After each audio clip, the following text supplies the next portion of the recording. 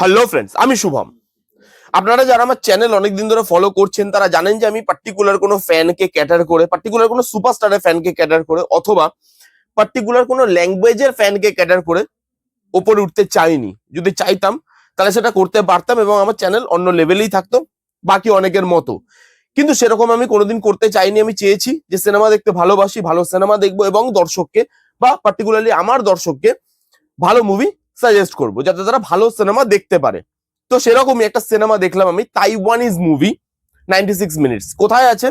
নেটফ্লিক্সে আছে, ইংলিশে আছে, হিন্দিতে অ্যাভেলেবেল নেই। তো যারা ইংলিশে কমফোর্টেবল উইথ সাবটাইটেল দেখতে পারেন, অসুবিধা হয় না, তারা এই সিনেমাটা দেখতে পারেন, কারণ এই সিনেমাটা ভালো একটা সিনেমা হয়েছে। 2 ঘন্টা রানিং লেন্থ। এবার এই সিনেমার গল্প বলবো, পজিটিভ দিক নেগেটিভ দিক নিয়ে কথা বলবো। এবার এখানে গল্পটা না খুব সিম্পল। একটা ট্রেনে একটা বম রাখা হয়েছে, ট্রেনের মধ্যে অনেক মানুষজন আছে। এইবার মজাটা হচ্ছে আরেকটা ট্রেনেও বম রাখা হয়েছে এবং দুটো ট্রেন কোনোভাবে যদি স্লো হয় বা থেমে যায়, দুটোর মধ্যে যে কোনো একটা ট্রেনও যদি স্লো হয় বা থেমে যায় তাহলে কিন্তু বম ব্লাস্ট হবে। এবার এখানে একজন হিরো আছে যে বম ডিফিউজাল এক্সপার্ট, সেই ট্রেনে ট্রাভেল করছে, দুটোর মধ্যে একটা ট্রেনে ট্রাভেল করছে। এবার সে এই জিনিসটাকে বা সিচুয়েশনটাকে কিভাবে হ্যান্ডেল করে, কারণ এরকম ধরনের সিচুয়েশন সে লাইফে আগেও ফেস করে এসছে, তার ব্যাপারে ডিটেলসে বলছি না, আপনারা সিনেমাটা দেখলে বুঝতে পারবেন। তো এইবার এই দুটো ট্রেনকে বা এই দুটো ট্রেনের যাত্রীদেরকে সে কিভাবে সেভ করে, আদৌ করতে পারে কিনা, এই নিয়েই এই গোটা সিনেমাটা। এবার যদি পজিটিভ দিকগুলো নিয়ে কথা বলি, আপনারা ট্রেন টু বুসান নিশ্চয়ই দেখেছেন। এই সিনেমাটা ট্রেন টু বুসানের মতো গল্প নয়, ওটা জম্বি মুভি ছিল, এটা জম্বি মুভি নয়। কিন্তু যেহেতু ট্রেন টু বুসানও পুরোটা ট্রেনে শুট করা, একটা ট্রেনের গল্প বলছে, এখানেও একটা ট্রেনে বা দুটো ট্রেনে গল্পটা বারবার করে জাম্প করছে। এবং আপনি যখন এই সিনেমাটা দেখবেন আপনার বারবার মনে হবে না ভাই কোনোভাবে ট্রেন টু বুসান থেকে ইন্সপিরেশন নিয়ে এই সিনেমাটা বানানো তো হয়েছে, সেটা কিছু কিছু জায়গায় দেখলে বোঝা যায়। এবার আসছি পজিটিভ দিকে। দেখুন, কপি করা বা ইন্সপিরেশন নেওয়া খারাপ নয়, যদি আপনি সেটাকে ভালোভাবে ডেলিভার করতে পারেন। যদি সেই ডেলিভারটা আপনি ভালোভাবে না করতে পারেন, ক্রিটিসিজমটা সেখানেই হয়। এবার পজিটিভ দিক নিয়ে কথা বলি তাড়াতাড়ি। প্রথমত যে জিনিসটা বলতে চাইবো, এটার যে স্ক্রিন প্লে রাইটিং, সেই রাইটিংটা কিছু মানুষের জন্য প্রবলেমেটিক হলেও খুব কম সংখ্যক মানুষ, তারা কারা এবং কেন সেটা আমি আসছি পরবর্তীকালে। কিন্তু স্ক্রিন প্লে রাইটিংটা এঙ্গেজিং, প্রত্যেক সময় নতুন চ্যালেঞ্জ। সেই স্ক্রিন প্লে রাইটিং এর মধ্যে ইমোশন, ড্রামা, বন্ডিং, রিলেশনশিপস, এই জিনিসগুলো ভ্যালু পেয়েছে, জায়গা পেয়েছে। স্ক্রিন প্লেটার মধ্যে edge of the seat moment আছে, তার সঙ্গে সঙ্গে খালি এজ অফ দ্য সিট মোমেন্টই আছে তা নয়, এর মধ্যে ড্রামা, ইমোশন, এই জিনিসগুলোকে ইনকর্পোরেট করার চেষ্টা করা হয়েছে। তো এখানে যে স্ক্রিন প্লে রাইটিংটা সেটা এঙ্গেজ করে রাখতে পারে, কারণ মাঝে মাঝে যখনই তারা বুঝতে পেরে যে স্ক্রিন প্লে রাইটিংটা লুজ হচ্ছে, কিছু না কিছু মোমেন্ট, কিছু না কিছু edge of the seat moment এবং কন্টিনিউয়াসলি কিছু না কিছু ঘটছে, সেটা ছোট হোক বা বড় হোক, কন্টিনিউয়াসলি কিছু না কিছু ঘটছে, সেই জিনিসটা কিছু আপনাকে এঙ্গেজ করে রাখতে পারে। এবং তার সঙ্গে ট্রিটমেন্টটা, এইরকম ধরনের সিনেমা, এটা 2 ঘন্টা রানিং লেন্থ, এরকম ধরনের সিনেমা 2 ঘন্টার কিন্তু হয় না। কারণ এই ধরনের সিনেমা 1.5 ঘন্টা বা 1 ঘন্টা 40 মিনিটের মধ্যে শেষ করে দেওয়া হয়, কারণ তার মধ্যে খালি মেন গল্পটা ঢুকে যায়। তারা মানে বিশেষ করে আমরা ফরেন ল্যাঙ্গুয়েজের কন্টেন্টে এইরকম ধরনের মানে রানিং লেন্থ দেখে থাকি, যেগুলো খুব তাড়াতাড়ি শেষ করে দেওয়া হয়, তাড়াতাড়ি গল্পে ঢুকে গেল, তাড়াতাড়ি জিনিসটা দেখিয়ে দিল, প্রবলেমটা, এবং তারপরে সলভটা দেখিয়ে দিল এবং তারপরে সিনেমাটা শেষ করে দেয়। কিন্তু এই সিনেমাটা এই যে টাইমটা নিচ্ছে, আরো 20-25 মিনিট এক্সট্রা টাইম নিচ্ছে, সেটা কেন নিচ্ছে সেটা তারা জাস্টিফাই করেছে এই যে রানিং লেন্থটা, কারণ এর মধ্যে ইমোশনটা অ্যাড করা হয়েছে। যেমন আপনি ট্রেন টু বুসান দেখবেন, train to Busan zombie movie 2 ঘন্টার, এবং সেই 2 ঘন্টাটা কিন্তু বড় হিসাব মতো ওই জনরার সিনেমাতে, কিন্তু তবুও ট্রেন টু বুসান ওই টাইমটাকে জাস্টিফাই করতে পারে, কারণ ওর মধ্যে ইমোশনটা, বন্ডিংটা, বাবা মেয়ের যে বন্ডিংটা, সেটা দেখানোর জন্য টাইম দরকার হয়েছিল ফার্স্ট হাফে, সেই জন্য টাইমটা সেই ডিমান্ড করছিল টাইমটা সিনেমাতে। এখানেও সেই জায়গাতে টাইমটা কিন্তু ডিমান্ড করছে, কারণ এখানে বন্ডিং, ইমোশন, ড্রামা, এই জিনিসগুলোকে ইনকর্পোরেট করা হয়েছে। খালি edge of the seat moment দেবো, ঘটনাটা দেখাবো, ওপর দিয়ে বাড়ি চলে যাবো, সেই রকম মেন্টালিটি নিয়ে বানানো নয়। এবং এখানে আপনার দেখে মনে হবে আচ্ছা ট্রেন টু বুসান থেকে এখানে কিছু ইন্সপিরেশন নেওয়া হয়েছে, যেই জিনিসটা ভালো। শুধু কেন মেন প্লটটা দেখাবো, কেন এর ভেতরে যে ইমোশনাল আর্ক গুলো আছে ওগুলো আমি ডিসকভার করবো না বা এক্সপ্লোর করবো না, বা এই ট্রেনের মধ্যে যারা যাত্রীরা আছে তাদের মধ্যে যে বন্ডিং, তাদের যে রিলেশনশিপ, সেগুলো কেন আমি এক্সপ্লোর করবো না, সেই জিনিসটাকে যেভাবে দেখানো হয়েছে, আপনার ট্রিটমেন্টটা ট্রেন টু বুসানের মতো লাগলেও ভালো লাগবে, খারাপ লাগবে না। এখানে যে সোশ্যাল ইস্যুগুলো নিয়ে কথা বলে সেটা ভালো লাগে দেখতে। যেরকম যখন আমাদের কাছে কোনো প্রবলেম আসে না, অন্য কোথাও প্রবলেম হয়েছে, তখন আমরা না খুব বড় বড় কথা বলি। ওখানে প্রবলেম হয়েছে, আমি থাকলে এই করতাম সেই করতাম। আমরা দেখবেন এটা হিউম্যান নেচার, এটা আমার মধ্যেও হয়তো আছে। বাট যখন আমাদের কাছে কোনো প্রবলেম আসে, সেই প্রবলেমটার সঙ্গে যখন আমাদেরকে ডিল করতে হয়, তখন সব থেকে আগে আমরা হয়তো পিঠ দিয়ে মানে দেখিয়ে পালিয়ে যাই, যে নিজের ফ্যামিলিরটা খালি দেখবো, বাকিরা যেখানে ইচ্ছা যা ইচ্ছা করুক। তখন বড় বড় কথাই থেকে যায়। এখানে সেই জিনিসটা নিয়ে কথা বলা হয়েছে। এবং আপনি দেখবেন আমরা না এখন এই পজিশনে এসে একটা টিকিং টাইম বমের উপরে দাঁড়িয়ে আছি।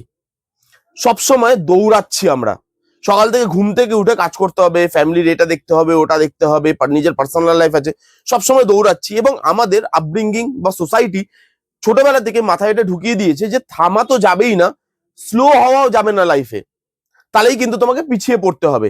এইখানেও সেই জিনিসটা দেখানো হয়েছে। এই যে প্রথমেই বললাম যে দুটো ট্রেন, তাদেরকে স্পিডটা মেনটেন করতে হবে, থামলে বা স্লো করলে দুটো ট্রেন ব্লাস্ট করে যাবে।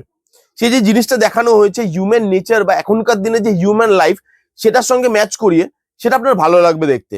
যারা edge of the seat movement দেখতে ভালোবাসে, তারা এখানে কিছু কিছু edge of the seat movement action sequence পাবে, যেগুলো ভালোভাবে ডিজাইন করা, লুক অ্যান্ড ফিল ভালো, টাকা পয়সা খরচা করে যে বানানো হয়েছে, ভিএফএক্স এর কাজ। যেমন একটা ট্রেন যখন প্যারালালি চলছে, দুটো ট্রেন, একটা ট্রেন থেকে আরেকটা ট্রেনে আমাদের হিরো জাম্প করছে, সেই যে জায়গাটা, বা যখন বমটা ফাটবে লাস্ট কয়েক সেকেন্ড বাকি, সেখানে যে এজ অফ দ্য সিড মুভমেন্টটা, সেগুলো ভালোভাবে ওয়ার্ক করে।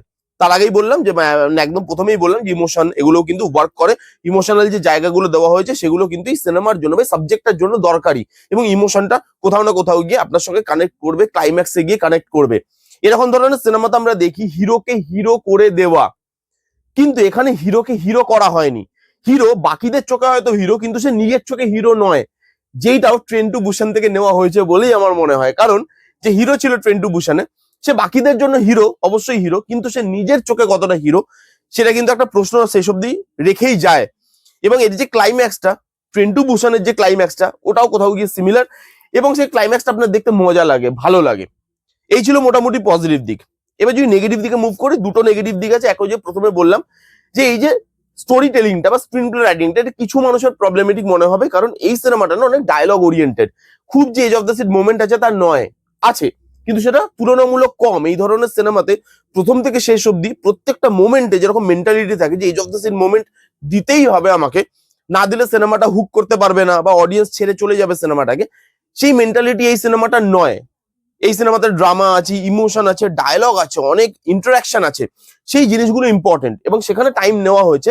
তো সেই পার্টগুলো কিছু কিছু পার্টিকুলার অডিয়েন্স যারা খালি মাস মশালা এই জিনিসগুলোই পছন্দ করে, সবসময় কিছু হ্যাপেনিং হবে, রিলেশনশিপ বন্ডিং এগুলো কোনো ফারাক পড়ে না, শুরু হবে শেষ হবে, একদম ফাস্ট পেস চলবে, সেরকম ধরনের সিনেমা কিন্তু এটা নয়। তো এটা মাথায় রেখে দেখতে বসবেন।